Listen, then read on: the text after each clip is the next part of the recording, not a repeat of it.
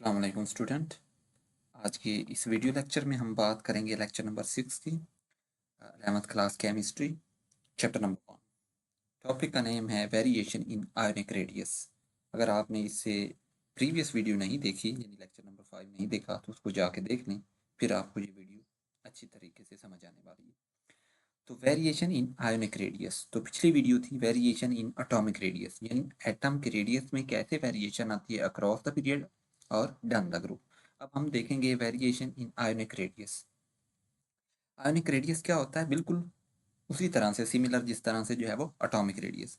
Ionic radius is the measure of the size of ion in crystal atom, यानी crystal atom तो ये आपके पास एक क्यूब स्ट्रक्चर है, उसमें आप आयन के साइज को मेजर करते हैं, that is called as the ionic radius.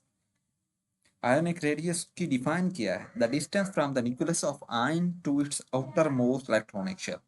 मतलब ये वो वाला डिस्टेंस होता है जिसमें न्यूक्लियस से लेकर इसके आउटर मोस्ट इलेक्ट्रॉनिक शेल के दरमियान जितना भी डिस्टेंस है, इसको आयोनिक रेडियस कहते हैं। इसको हम मेजर कैसे कर सकते हैं, बिल्कुल सिमिलर जिस तरह से जो है वो एटॉमिक रेडियस को मेजर करते थे। इसमें मेजर करेंगे, it is measured in picometer और angstroms. When an atom lose one or more electrons to become a positive ion, जब एक एटम एक या एक से ज्यादा इलेक्ट्रॉन जो है लूज करता है तो वो पॉजिटिव आयन बन जाता है, यानी वो कटायन बन जाता है। और जब वो कटायन बन जाएगा तो इसका मतलब यह है कि वो अपने न्यूट्रल एटम से समालर हो जाएगा, छोटा हो जाएगा। यानी जब भी एक आउटर मोस्ट शेल से इलेक्ट्रॉन एक या एक से ज़्यादा रिमूव होंगे तो पीछे इलेक्ट्रॉन की आपस में रिपल्शन कम आ जाएगी। जब कम होगी तो उसका जो ग्रिप होगा इलेक्ट्रॉन का न्यूक्लियस की तरफ, वो क्लोजर हो जाएगा। इसी वजह से साइज जो है वो इसके न्यूट्रल एटम से कम हो जाएगा। नंबर सेकंड स्लाइड पे ऐसा क्यों होता है, because of loss of electron reduce the electronic repulsion. मैंने जैसे कि आप लोगों को बताया कि इलेक्ट्रॉनिक रिपल्शन, इलेक्ट्रॉन के साथ रिपल्शन कम हो जाती, इसी वजह से रिमेनिंग इलेक्ट्रॉन जो है वो पुल कर लेते हैं, क्लोज कर लेता है, न्यूक्लियस अपनी तरफ खींच लेता है। इसी वजह से साइज ऑफ एटम घट जाता है, कम हो जाता है, डिक्रीज हो जाता है। सेकंड पॉइंट में ये है कि when the atom gain one or more electrons, जब एक एटम एक या एक से ज्यादा इलेक्ट्रॉन गेन करता है तो वो अनाइन बन जाता है। पहले हमने कहा कि जब एक एटम जो है वो एक या एक से ज्यादा इलेक्ट्रॉन लॉस करता है तो वो अनाइन बन जाता है, और फिर हमने इसकी रीजन भी देखी। अब हम कह रहे हैं कि जब एटम जो है वो एक या एक से ज्यादा इलेक्ट्रॉन गेन करता है तो वो अनाइन बन जाता है। जब वो अनाइन बन जाएगा तो इलेक्ट्रॉन में रिपल्शन बहुत ज़्यादा हो जाएगा, न्यूक्लियर शेल बढ़ जाएगा। इस वजह से एटम का साइज भी बढ़ जाएगा।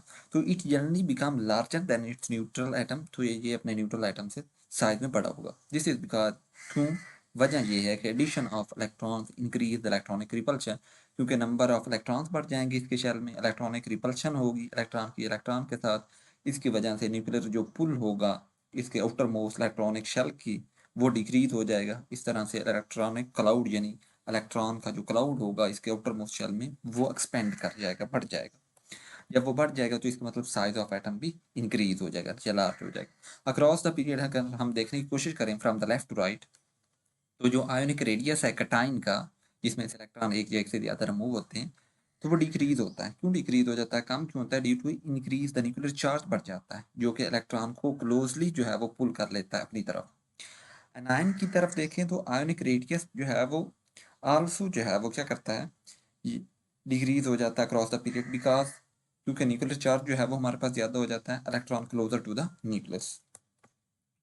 मूव डाउन द ग्रुप देखें, ग्रुप में देखें तो कटायनिक और अनायनिक, अनाइंस जो हैं यानी कटायंस जो हैं और अनाइंस जो हैं वो increase in that size as we down in the group, जो से ही हम ग्रुप में मूव करने की कोशिश करें। क्यों, क्योंकि ग्रुप में नंबर ऑफ शेल बढ़ते हैं, इसकी वजह से जो है वो उसके आउटर मोस्ट शेल के ऊपर ग्रिप जो है वो न्यूक्लियस की कम हो जाती है, साइज ऑफ एटम ज़्यादा हो जाता है। This is because principal quantum number n की वैल्यू इंक्रीज होती है, leading to increase number of electronic shell बढ़ता जाता है। तो इसी वजह से अगर हम कटायन और अनायन को देखें डन द ग्रुप तो उसका साइज बढ़ता जाता है, ठीक।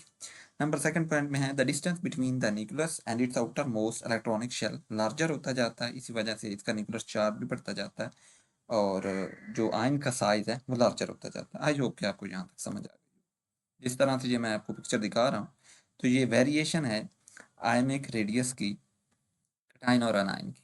देखें जी, लिथियम कटाइन है, ब्रिलियम कटाइन है। तो लिथियम कटाइन है तो इसका एटम का साइज बड़ा है, ब्रिलियम कटाइन है इसका एटम का साइज कम है। तो जिस तरह इसका न्यूक्लियर चार्ज बढ़ता जाएगा डाउन द ग्रुप, ग्रुप में जिस तरह लिथियम का फिर सोडियम का, पोटाशियम कैटायन का, रुबिडियम कैटायन का। डाउन द ग्रुप जिस तरह से नंबर ऑफ शेल बढ़ते जाएंगे, नंबर ऑफ इलेक्ट्रॉन शेल में बढ़ते जाएंगे, साइज ऑफ एटम ज़्यादा होता जाएगा, इंक्रीज हो जाता है। और जो ही हम जो है वो अक्रॉस द पीरियड करेंगे तो साइज ऑफ एटम जो है वो क्या करता जाता है, डिक्रीज होता जाता है, घटता जाता है। आई होप कि यहाँ तक आपको समझ आ गई हो। ठीक, इसमें अगर आपका कोई भी क्वेश्चन है तो आप कमेंट करके मुझसे पूछ सकते हैं। मिलते हैं नेक्स्ट वीडियो में किसी और लेक्चर के साथ। तब तक अल्लाह हाफिज़।